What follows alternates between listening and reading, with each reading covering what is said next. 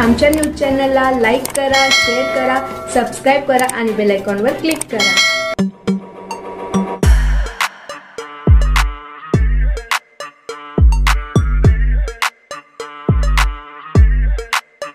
अपंगत्व आलेल्या तरुणाला मिळाला मदतीचा हात। मालेगावमध्ये 12 बलुतेदारच्या लढ्याला यश। कंपनीने दिली 20 लाखांची मदत। बघा फक्त रयतराज्य न्यूजवर। मालेगाव नाशिकच्या मालेगावमध्ये खाजगी पॉवर सप्लाय कंपनीमध्ये कर्तव्य बजावत असताना दोन्ही हात गमवावे लागलेल्या नितीन पवार या अपंग तरुणाला 12 बलुतेदार सामाजिक संघटनेच्या वतीने करण्यात आलेल्या पाठपुराव्यामुळे 20 लाख रुपये अदा करण्यात आले आहे व सेवानिवृत्ती वेतन देण्यात आल्याने पवार कुटुंबियांना गहिवरून आले। नितीन मालेगाव पॉवर सप्लाय कंपनीमध्ये हेल्पर म्हणून कार्यरत होता, मात्र त्यास लाईनमनचे काम दिले। कंपनीच्या हलगर्जीपणामुळे उच्च दाबाची वीज ही वाहिनी जोडताना त्याचा अपघात होऊन त्याला दोघे हात गमवावे लागले व 100% अपंगत्व आले।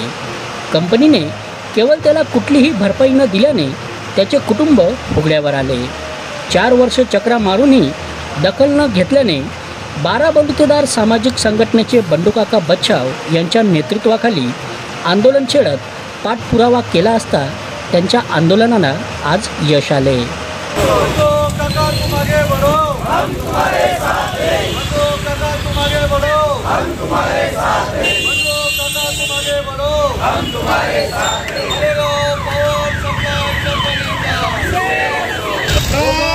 क्रांती आंदोलनाचा या अधिकाऱ्यांचा करायचं काय?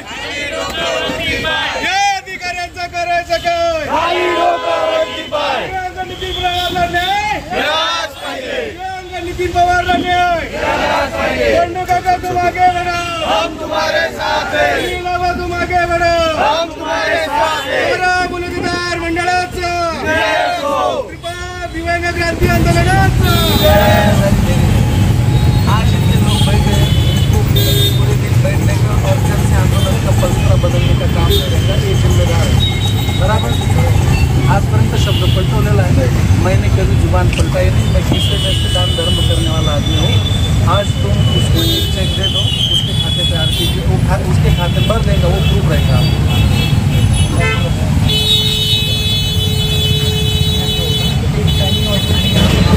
नमस्कार। डिसेंबर 2020 मध्ये खडकी येथील हा नितीन पवार या MPCL खाजगी कंपनीमध्ये काम करत होता।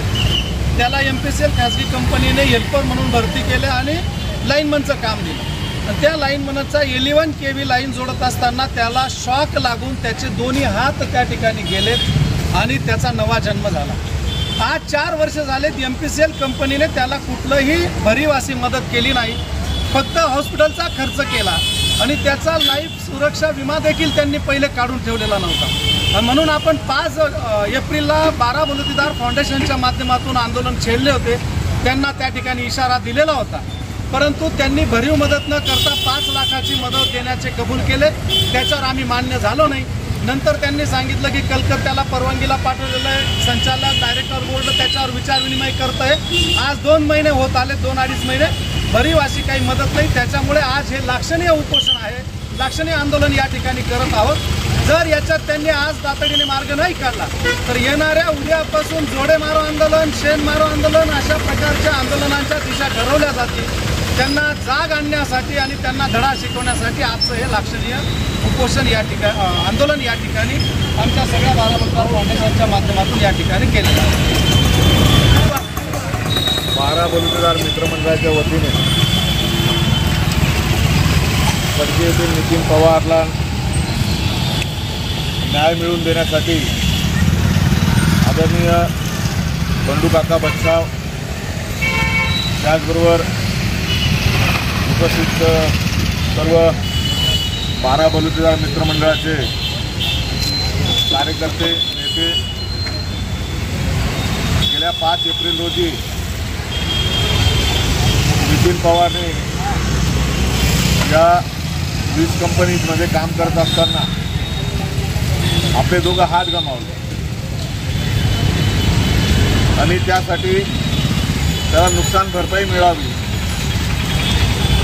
आयुष्य जगण्याचं दोघा हात घेणे म्हटलं तर कुठलं साधन राहत नाही.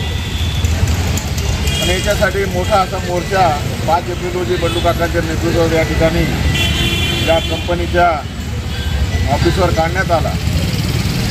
मात्र आपण सगळं बघितलं, गेल्या 4 वर्षापासून ही